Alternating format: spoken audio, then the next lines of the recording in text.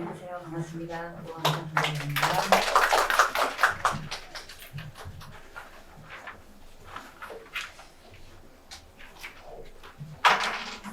우선 제가 올해 수능의 특징을 드리려고 하는데 지금 이제 예비고3 자녀들을 제 부모님들 맞으신가요? 예, 오케이. 자, 그럼 이제 오늘 오신 이유는 24학년도의 수능의 특징이 궁금해서 오셨을 겁니다. 그러기 위해서는 23학년도의 수능이 어땠는지 이 얘기를 좀 먼저 해야 될 것 같습니다. 혹시 이번 수능에서 국어가 어땠다? 이런 얘기 좀 들어보셨나요? 국어가 예를 들어 쉬웠다더라, 좀 어려웠다더라, 평이했다더라 이런 얘기들 좀 들어보셨나요? 어땠다고 하던가요? 아, 쉬웠다. 아, 다들 눈이 너무 많이 높아지셨구나. 쉬운 국어는 사실 아니긴 합니다. 예년에 비해서 22학년도에 비해서는 쉬워진 게 맞지만 사실 등급 컷을 봤을 땐 90점대 초반에 형성됐기 때문에 결코 쉽다고 말할 수는 없죠. 근데 이렇게 말씀드릴 수 있을 것 같습니다. 올해 수능 국어의 특징은 전형적이다라고 말씀드릴 수 있을 것 같습니다. 만약에 오늘이 21학년도나 22학년도 수능을 준비하는 설명이었다면 제가 드릴 말씀이 너무 많았을 것 같아요. 왜냐면 수능이 최근에 변화했다는 거 알고 계신가요? 21학년도 수능부터 1호 개정 교육과정이 반영되면서 수능의 특징이 급격히 변화하기 시작했습니다. 그래서 이 당시였다면 제가 굉장히 많은 말씀을 드릴 수 있는데 이제 24학년도는 변화한 지 벌써 3년 차, 그리고 그 변화된 내용들이 이제는 전형적으로 굳어진 시험이 그대로 출제가 됐던 게 올해 수능입니다. 그러다 보니 학생들이 조금 더 기출로 이미 여러 번 다져왔기 때문에 조금 더 수월하게 올해 수능의 내용들을 좀 풀어낼 수 있었던 것이죠.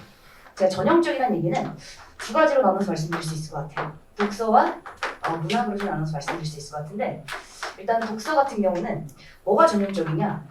지문 구성의 패턴과 혹시 수능이 변화하면서 가장 중요하게 다뤄지고 있는 키워드가 뭔지 아시나요? 변화된 수능의 핵심. 아마 많이 들어보셨을 겁니다. 하셨군요. 추론, 맞습니다. 추론입니다. 그래서 이 당시에 수능이 바뀌었을 때 정말 등급 컷이 갑자기 훅 떨어졌었죠. 학생들의 체감 난도가 월등히 올라갔습니다. 그렇다면 대체 추론이 뭐냐? 이 추론이 올해 수능에도 여실히 당연히 이제 출제가 됐습니다. 그래서 추론이라는 이제 지문과 선지, 이게 이제 올해 수능에서 그대로 나와서 제가 전형적이라고 말씀드린 건데, 자, 이 추론이라는 걸 학생들이 굉장히 애매하게 추상적으로 생각을 많이 하더라고요. 뭔가 공부를 하다 보면 언젠가 얻어지면 나도 추론을 잘할 수 있겠지라는 생각을 하는데 그렇지 않습니다. 제가 추론이 뭔지 구체적으로 좀 한번 설명드려볼게요. 자, 지문에 이런 내용이 한번 있다고 생각해보세요. 자, 제가 예를 한번 들어드리겠습니다. 학생들이 푸는 수능 문제다 이런 문제입니다. 사람들은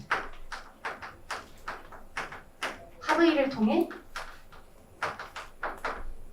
신호등 색깔의 의미를 결정하기로 했다. 그리고 사람들은 초록불에 길을 건넌다. 자, 여기 이제 지문에 써 있는 내용입니다. 여기 지문 내용입니다. 어렵지 않죠? 이게 선택지에 이제 이렇게 써 있습니다. 자, 사람들은 초록불에 길을 건넌다. 이거 너무 쉽죠? 이게 기존의 수능의 패턴이었다면 추론이라는 건 요겁니다. 사람들은 빨간불에 길을 건널 수도 있었다. O일까요? X일까요? 사람들은 빨간불에 길을 건널 수도 있었다. O. 미동이 없으시네요. X. 중립기어 나오시는 건가요?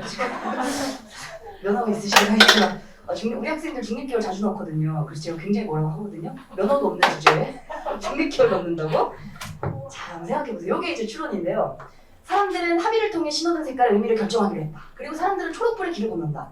선택지는 사람들은 빨간불의 길을 건널 수도 있었다. 그러니까 학생이 어려워 보입니다. 빨간불에 대한 얘기는 지문 속에 있지도 않거든요. 근데 빨간불을 물어보니까 뭐지? 내가 읽은 이 내용이 맞나? 당연히 맞죠. 당연히 맞죠. 사람들이 합의를 그렇게 했더라고요. 그죠? 네. 이게 추론입니다. 지금의 추론은 특히나 이런 식으로 얘는 결론이죠. 초록불의 길을 건넌다는 건 결론이고 그 결론을 만들어낸 전제를 흔드는 만드는 게 최근에 나왔었던 기출에서의 추론이라고 보시면 됩니다. 학생들이 이제 추론이 뭔지 알아야 내가 결국 수능에서 추론을 풀어야 되는데 추론이 뭔지도 모르고 공부하는 학생들이 사실 대다수거든요. 그래서 제가 문제를 한번 내드린 것이고, 그래서 이제 집에 가면 학생들 너무 뭐라 하면 안 되겠죠. 답을 찾기 쉽지 않습니다. 예. 예전에 한번 어떤 어머님 그러시더라고요. 빨간불에 길을 건널 수도 있었다. X라고 하시더라고요. 그래서 어머니 왜 X죠? 불법이에요. 그러시더라고요. 그래서 맞는 말이죠. 예, 제가 이제 보통 설명을 할 때 수강 후기를 많이 가져옵니다. 이 내용은 이제 수능이 끝난 지 오늘로 이제 한 열흘 정도 됐는데요. 학생들이 수능 직후에 당일과 다음 날에 이제 DM으로 보내준 내용들, 조교쌤을 통해 문자로 보내준 내용들을 제가 일부를 좀 발췌했습니다. 올해도 보니까 학생들이 제가 좀 사실 성적 향상이 굉장히 많은 강사 중 한 명입니다. 혹시나 이제 김젠마를 잘 모르시는 분이 있으실 수도 있으니 제가 저에 대한 소개를 잠깐 드리면, 작년에 혹시 UA 어플라이라고 아시나요? UA 어플라이. 여기는요, 수능을 본 학생들이 대입 원서를 작성하기 위해 들어가야 되는 사이트입니다. 그러니까 수능을 본 학생들이 반드시 들어가야 되는 사이트죠.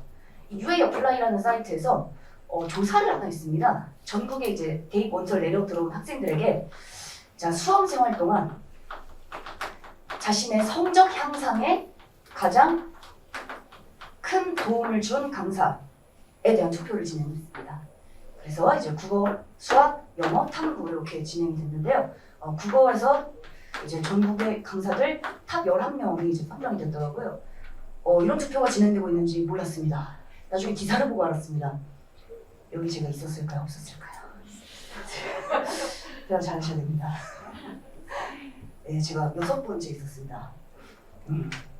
조금 눈물이 났죠. 6번째쯤. 눈물이 났는데, 네, 그만큼 학생들이 성적 향상에 도움이 되는 강사를 이제 저를 선택해 줬다는 겁니다. 왜냐면 이제 실제로 제가 처음 론칭했을 때는 학생들이 김젠마 미모 아니? 막 이렇게 했었어요. 제 입이 말하기 껄끄러운데 김젠마 외모로 입덕해서, 나중에 다들 했던 말이 외모로 입덕해서 성적으로도 나간다.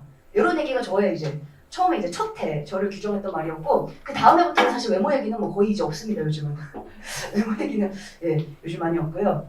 그래서 이제 올해도 학생들 수강 후기를 제가 받아보니까 실제로 성적이 올라간 학생들이 정말 많습니다. 특히 이제 이 학생은 이 학생이 이제 이렇게 써놨더라고요. 저는 이제 이 학생이 점수가 이렇게 올라서 원하는 학교에 지원할 수 있다라는 말도 너무너무 좋지만 사실 이 말이 너무 좋았어요. 쌤 어떻게 공부해야 하는지 가이드 잡아주시고 매번 점수는 중요하지 않다. 단점을 보완해서 매주 2문제씩만 더 맞히자 라고 말해주셔서 감사해요. 저처럼 쉽게 좌절한 학생들에게 큰 힘이 되었어요. 그 말이 저를 공부하게 만들었습니다.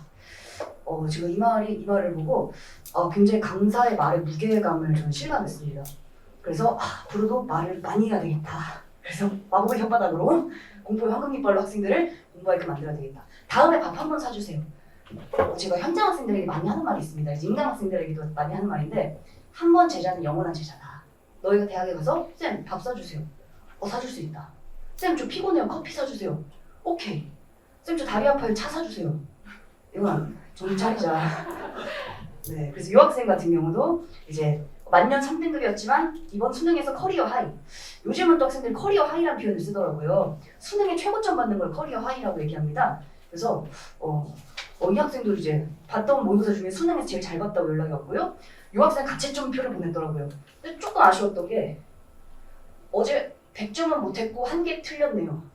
이렇게 와서 제가 약간 눈물이 고였는데, 이 학생 뒤쪽에 이제 나온 내용이 뭐였냐면, 수능 끝나고 문제집을 정리하다 보니 제가 과제를 많이 안 했더라고요. 쌤, 제가 이걸 다 풀었더라면 100점이 나왔을까요? 이렇게 했더라고요. 당연하지 마. 이렇게 얘기를 했거든요. 네, 그렇습니다. 그래서 이제 이 친구도, 이 학생들도 실제로 제가 성적 향상을 만들어내는 강사입니다. 조금 아쉬운 건 1년 동안 정말 많은 학생들이 노력을 합니다. 그럼에도 이제 제가 어쩔 수 없이 수능이라는 건 성취 지향적이다 보니 제가 점수가 올라간 학생들의 수강 후기만 일부 좀 발췌를 해서 이제 안내를 드린다는 점을 좀 말씀드리고요. 이 학생 같은 경우도 9월까지는 4등급에 100분이 67. 근데 수능에선 2등급 100분이 89로 마무리했다. 이 학생이 이제 2달 들었더라고요. 그래서 2달 만에 이제 강의 등급이 굉장히 많이 올라간 학생입니다. 근데 이 친구도 이제 커리어 하이 점수에 이렇게 받았습니다. 그래서 제가 이렇게 성적 향상 시킬 수 있는 이유는 또 하나입니다. 저의 강좌는 명확성을 가지고 있다. 제가 보통 겨울방학에 진행하는 독서 본본, 문학 본본 같은 경우는 제가 대성 마이백에서 강의를 할 때도 저희 시그니처 강좌입니다. 이제 본본은 2년 전에도 이제 전국적으로 3만 부 이상이 팔린 저의 베스트셀러 중 하나고요. 그래서 이제 올해 같은 경우도 지금 본본은 오픈하자마자 굉장히 많은 학생들이 지금 강의를 따라하고 있습니다. 이 강좌의 특징이 딱 하나입니다. 사실 제가 수강 후기가 굉장히 많은 강사 중 한 명인데 저희 수강 후기의 95% 이상은 다 같은 말을 합니다. 사실 학생들이 워낙 다양하다 보니 강의를 듣고 이제 이 강의의 어떤 점이 좋은가 이건 학생들마다 다를 수 있는데 제 강의는 특히나 학생들 대다수 같은 얘기를 합니다. 그게 뭐냐면 기준이 명확하다 라는 얘기를 많이 합니다. 이걸 대다수 학생들이 동일하게 얘기한다는 얘기는 실제로 이게 학생들의 가장 큰 도움이 된다는 얘기겠죠. 기준이 명확하다는 얘기는 이겁니다. 학생들이 한마디로 시험지를 열고 내가 뭘 읽어야 하는지 어떻게 답을 골라야 되는지 뭐가 출제 포인트고 내가 지금 무엇을 읽고 있는지를 스스로 아는 기준이 명확하다 이런 얘기입니다. 그래서 제가 강의에서 가장 강조하는 것도 바로 이겁니다. 수능이라는 시험은 결국 막연한 시험이 아니다. 너희가 수능이라는 시험을 언젠가 공부하다 보면 점수가 나오는 뭔가 그런 시험이라 생각한다면 그것은 완벽한 착각이다. 지금 당장 네가 열었을 때 인문지문 뭐가 중요한지 뭘 봐야 되는지 뭐가 출제됐는지를 알아야지만 그게 너의 독해력이다. 너의 독해력은 언젠가 생기지 않고 지금 당장 이 기준을 확인하고 지금 당장 이 기준을 가지고 읽어내면 그게 너의 실력이다 라고 얘기를 합니다. 그래서 학생들이 실제로 단시간에 점수 향상이 굉장히 많습니다.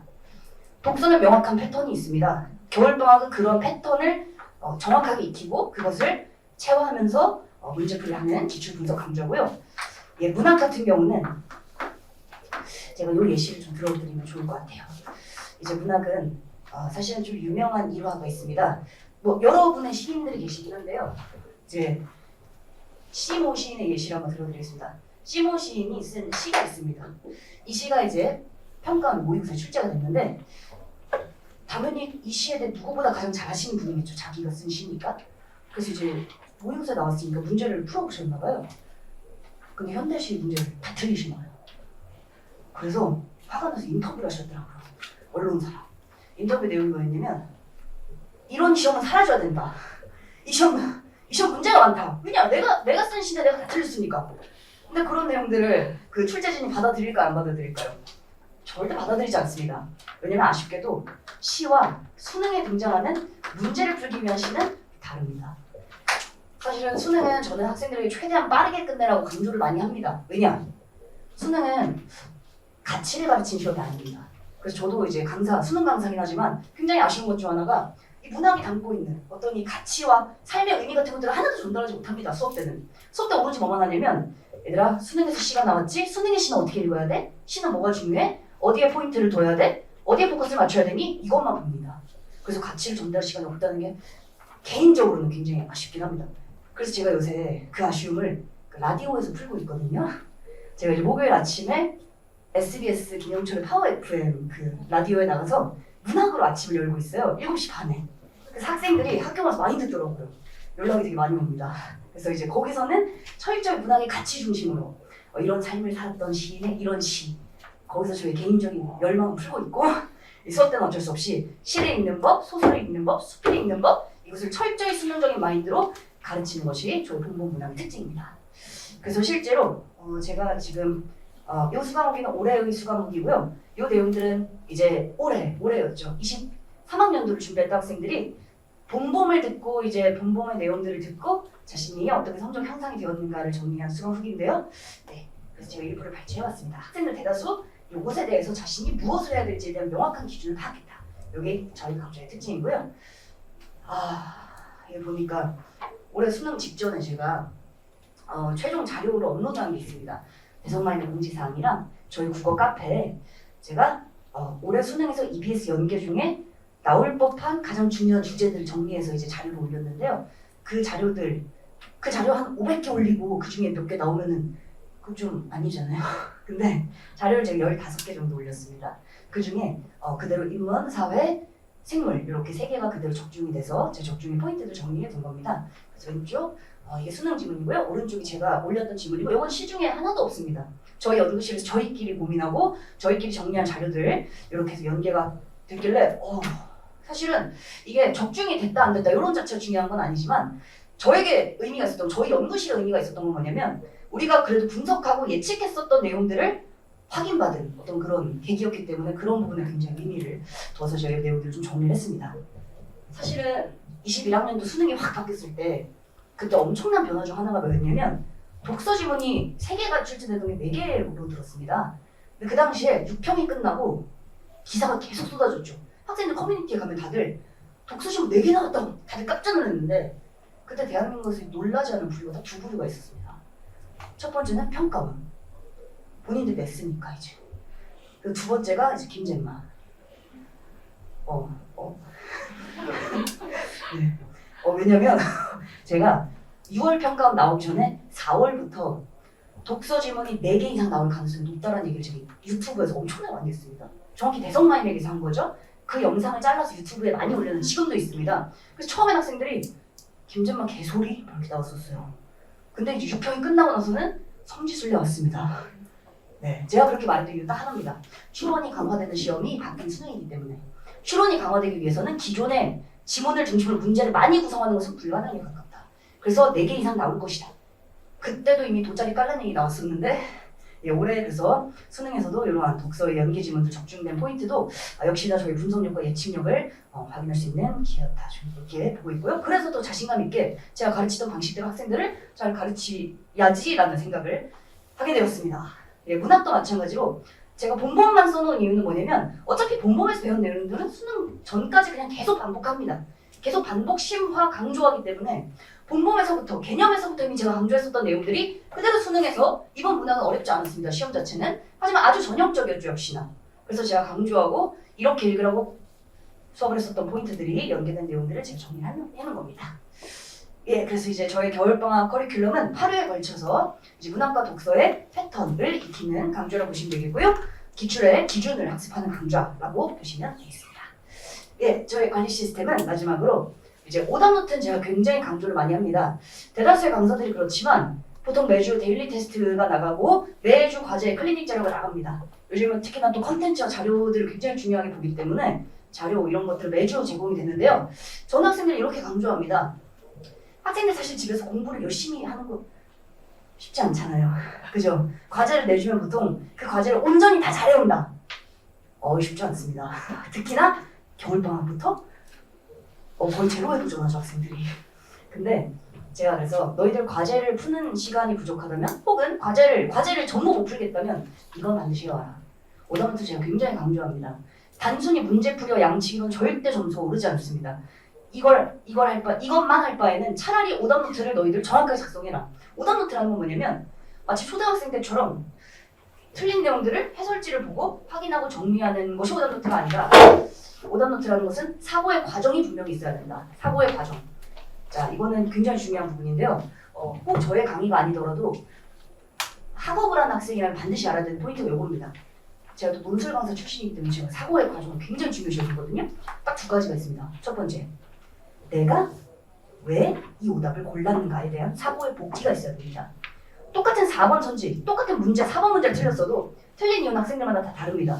누군가는 지문 독해에 약해서 정보 확인을 못해서 틀렸을 수도 있고 누군가는 지문 독해를 잘했지만 선지 판단에 오류가 있었을 수도 있고 누군가는 어휘를 몰랐을 수도 있고 사람마다 다르기 때문에 나에게 부족한 보완점이 뭔지 알아야 점수가 올라갑니다.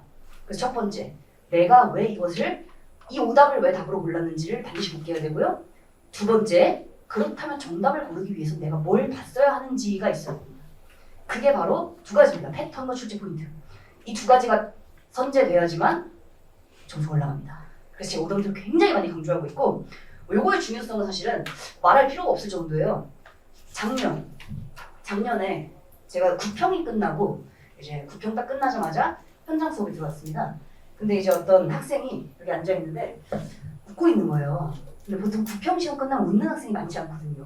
왜냐면 곧 수능이고 그리고 9평에서 진짜 막 만점 받고 대박 나지 않은 학생인 이상은 보통 약간 이게 침잠한 상태에서 이제 딱 수업에 참여하는데 이 학생이 계속 이렇게 웃고 있길래 대박이 났나 보다. 그래서 제가 쉬는 시간 물어봤어요. 잘 봤어? 쌤 저 4등급 나왔어요. 이러는 거예요. 그래서 제가 끝나고 좀 보자. 끝난 학생한테 너 4등급인데 왜 웃고 있었니? 물어봤죠.